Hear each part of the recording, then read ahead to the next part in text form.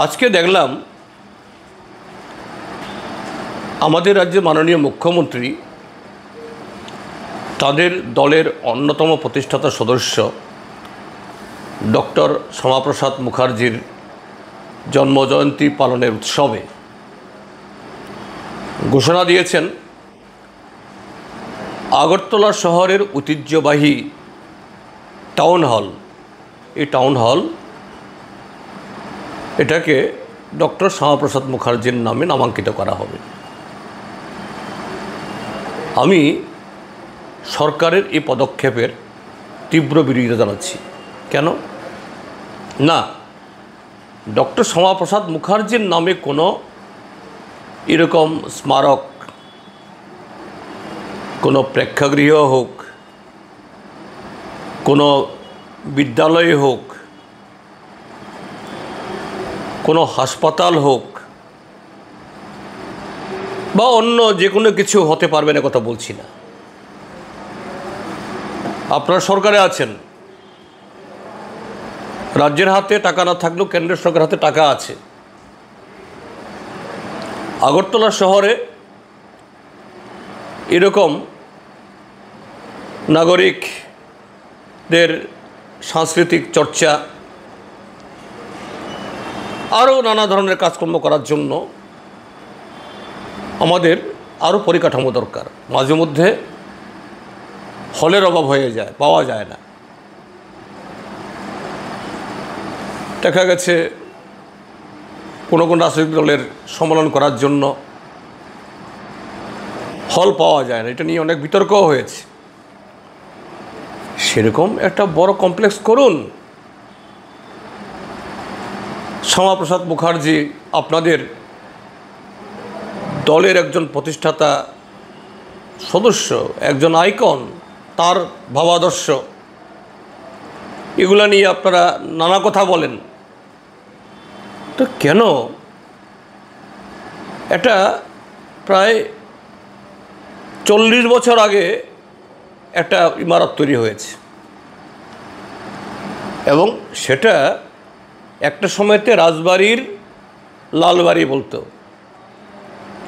এই লালবাড়িকে ভেঙে তার উপরে এই টাউন হল গড়ে উঠেছে।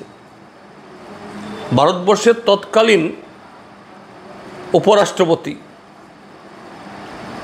তিনি পরবর্তীতে রাষ্ট্রপতিও হয়েছেন, ভেঙ্কট রমন, তিনি এটা উদ্বোধন করেছেন। আমি শুনেছি, যদি ভুল না বলে থাকি, এই টাউন হলেরও এরকম একটা নামাকরণ ভেঙ্কট রমনের নামে বা কারোর নামে করার এরকম নাকি প্রস্তাব হয়েছিল, কিন্তু তখন আলোচনা হয় যে না, প্রত্যেক শহরেই এরকম একটা টাউন হল থাকে, তার কোনো নাম দেওয়া উচিত না। যেমন কলকাতার টাউন হল,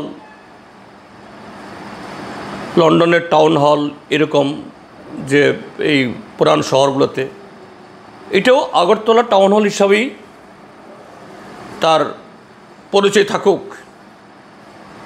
কিন্তু আজকে প্রায় 4 দশক বাদে শ্যামাপ্রসাদ মুখার্জির নাম দিয়ে এই ঐতিহ্যকে করা, এটা তো শ্যামাপ্রসাদ মুখার্জির প্রতিও সঠিক শ্রদ্ধা জ্ঞাপন করা হলো না, একটা ঐতিহ্যকে অস্বীকার করা হলো। আমি নিশ্চিত আগরতলা শহরের বহু পুরান এই নাগরিক এরা এই পদক্ষেপ মানতে পারবেন না। আমি রাজ্য সরকারের কাছে পুনরায় আবেদন করব, এটা পুনর্বিবেচনা করুন। শ্যামাপ্রসাদ মুখার্জিকে অন্য কোনো জায়গাতে আরও বড় আকারে, বড় পরিসরে, আরও বড় কিছু করে এরকম একটা গড়ে তুলুন। এতে আমাদের এই আগরতলা বা ত্রিপুরা রাজ্য নতুন একটা পরিকাঠামো পাবে এবং আপনারা আপনাদের দলের নেতাকে শ্রদ্ধা জানান। এরকম একটা ব্যক্তি হিসাবে আমরাও শ্রদ্ধা করি, মতাদর্শগত আলাদা হলেও।